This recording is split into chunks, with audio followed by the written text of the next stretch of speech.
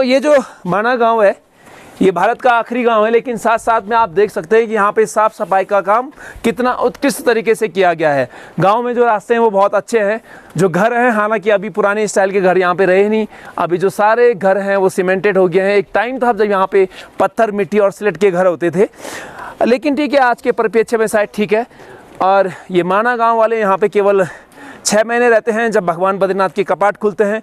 उसके बाद ये लोग नीचे की ओर जाते हैं गोपेश्वर के आसपास के एरिया में, जब सर्दियों में माना गांव पूरा बर्फ़ से ढक जाता है। तो ये है खूबसूरत माना गांव। और अभी हम लोग जा रहे हैं भीमपुल की ओर। अगर आप माना गांव के दाहिने हाथ में जाएंगे तो आप चाइना बॉर्डर की तरफ जाएंगे। अगर आप बाएं हाथ की तरफ जाएंगे तो आप पहुँचेंगे स्वर्गारोहणी सतपुंज, जहाँ से कि पांडव लोग स्वर्ग गए थे। साथियों, माना गांव ही वो जगह है जहाँ पे माँ सरस्वती दर्शन देती हैं। पूरे धरती पे केवल माना में ही आपको माँ सरस्वती के दर्शन होते हैं। इन ऊंची पहाड़ियों से निकलने के बाद सरस्वती नदी नीचे आके अलकनंदा में मिलती है, और अलकनंदा और सरस्वती के मिलन को यहाँ पे केशव प्रयाग बोला जाता है। और इस सरस्वती नदी का बड़ा महत्व है, क्योंकि प्रयाग में गंगा जमुना सरस्वती का संगम है, लेकिन वहाँ पे माँ सरस्वती गुप्त रूप से विराजमान हैं, और यहाँ पे माँ सरस्वती साक्षात दर्शन देती हैं। इसलिए अगर आपको मोक्ष चाहिए तो आपको आना पड़ेगा मेरे माना गांव में। तो ये प्रयाग है खूबसूरत, और इसके बाद हम चलेंगे इधर के लिए। माना, जहाँ से कि चाइना बॉर्डर मात्र 40 किलोमीटर है, और बद्रीनाथ से 2 किलोमीटर की दूरी पर विराजमान ये माना गांव उत्तराखंड का सबसे ऊंचाई पर विराजमान गांव है। लगभग 11,000 फीट की ऊंचाई पर विराजमान माना गांव मैं आज आपको लेके चल रहा हूं इस खूबसूरत माना गांव में। और अभी मैं खड़ा हूं घंटाकर्ण जी के प्रांगण में। घंटाकर्ण का मंदिर है। ये माना गांव वालों के यहाँ के इष्ट देवी हैं, और साथ साथ में इस पूरी बद्रीनाथ और माना धरती की ये रक्षा भी करते हैं। तो इनको यहाँ का क्षेत्रपाल भी कहते हैं। इसके बाद मैं आपको लेके चलूँगा खूबसूरत भीमपुल की ओर।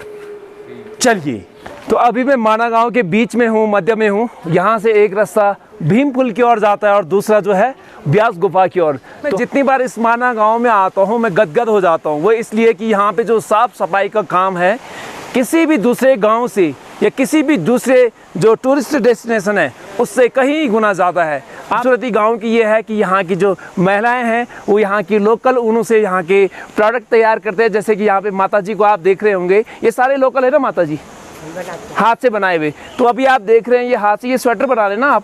नहीं, सॉक्स बना रहे हैं। तो ये देखो सॉक्स बना रहे हैं, और ये इतने गर्म होते हैं कि जब यहाँ पे 4-4, 5-5 फीट बर्फ़ गिरता है तो उसमें भी आप इसको पहन सकते हैं। बाकी ये जितना भी कुछ बना है इन्होंने अपने हाथ से बनाया है। ग्रीन टी है यहाँ की, ग्रीन टी।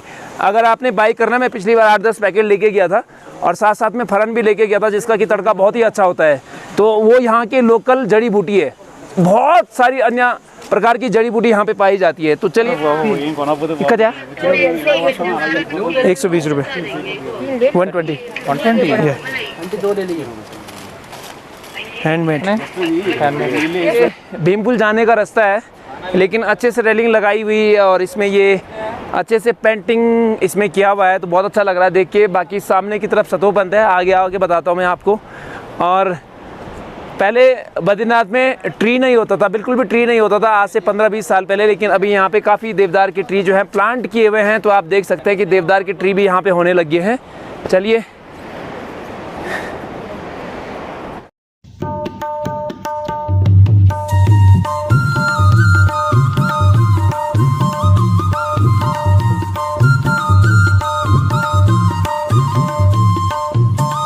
गाइस अभी मैं पहुँचने वाला हूँ भीमपुल पे। सामने लेके चलता हूँ, आइए। ये जो भीमपुल है उसके ठीक बगल में वहाँ पे देखेंगे वो पानी गिर रहा है, वो मानसरोवर वाटर है। ऐसा बोला जाता है कि वहाँ पे जो पानी आता है वो मानसरोवर की झील से आता है। आता है नहीं आता है मुझे नहीं पता, पर सदियों से लोग ये बोलते हैं कि वो मानसरोवर का पानी है। चलिए,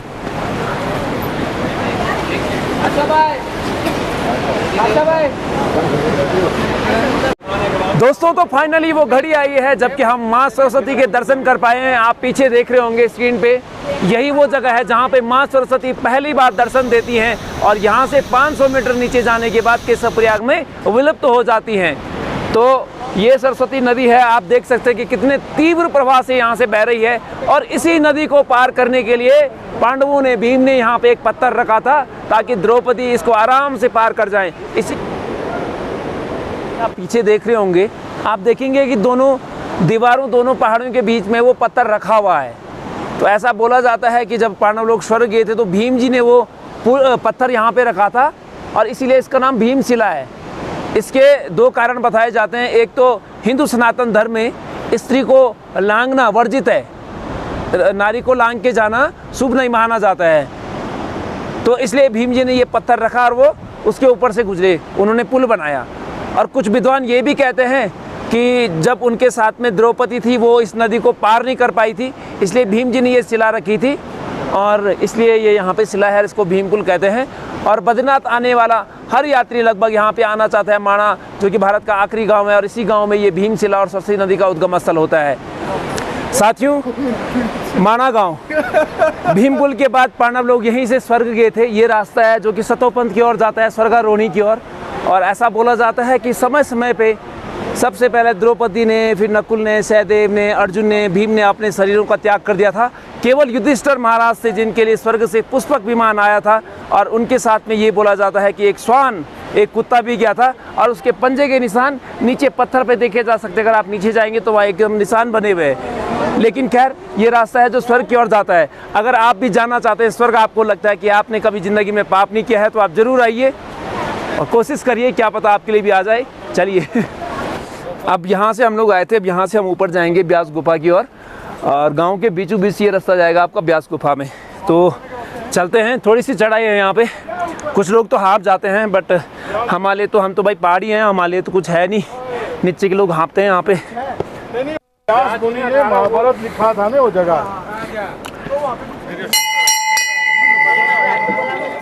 तो अभी हम पहुँच चुके हैं ब्यास गुफा में, आइए अंदर।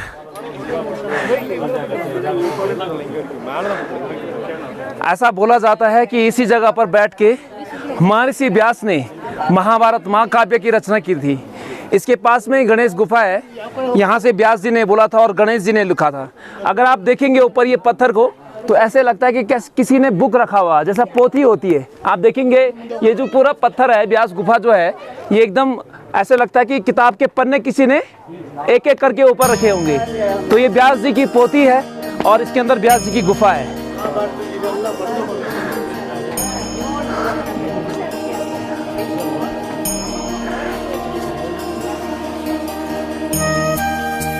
जितने लोग बद्रीनाथ आते हैं वो सब एक बार इस दुकान में आके चाय पीना चाहते हैं। यूं तो हम भारतवासी चाय सुबह शाम पीते हैं, हमारे लिए चाय हमारे सांसों और प्राणों के लिए ऐसे लगता है कि बहुत ज़्यादा जरूरी है। लेकिन अगर बात इस माणा की हो, भारत के आखिरी दुकान की हो, तो उस चाय का स्वाद ही अलग हो जाता है। व्यास गुफा में दर्शन के बाद अब हम पहुंचे हैं गणेश गुफा में, जहाँ पे कि गणेश जी ने महाभारत महाकाव्य को लिखा था। क्योंकि गणेश जी को जो लेखनी थी वो इतनी तेज थी, इतनी फास्ट थी, व्यास जी ने उनके सामने एक शर्त रखी थी कि अगर मैं बोलूँगा तो लिखने वाला इतना तेज होना चाहिए, उसका कलम नहीं रुकना चाहिए। अगर उनका कलम रुका तो मैं अपना बोलना बंद कर दूंगा। तो यही वो गणेश गुफा है जहाँ पर बैठ कर तो अंदर करा तो आपको दर्शन। माणा गांव का ये अंतिम डेस्टिनेशन है, यहाँ पे हम अपना ब्लॉग खत्म करेंगे। गणेश गुफा के पास हूँ, इसके बारे में मैंने आपको बताया। अंदर गणेश जी की मूर्ति है। हमारे हिंदू सनातन धर्म में जब भी कोई शुभ कार्य होता है तो सबसे पहले गणेश भगवान जी को पूजा जाता है। मैं उन्हीं गणेश भगवान जी के प्रांगण में खड़ा हूँ और आशा और उम्मीद करता हूँ कि आप सब लोग इसको पसंद करेंगे और आप लोग भी अपने अपने इच्छाओं के साथ इन धामों में आएंगे। और जब भी आप बद्रीनाथ धाम में आएंगे, इस माणा गांव में व्यास गुफा, गणेश गुफा, भीमकुल, और आप आगे भी जावे वसुधारा की तरफ, तो आप जरूर जाइए। बहुत बहुत धन्यवाद।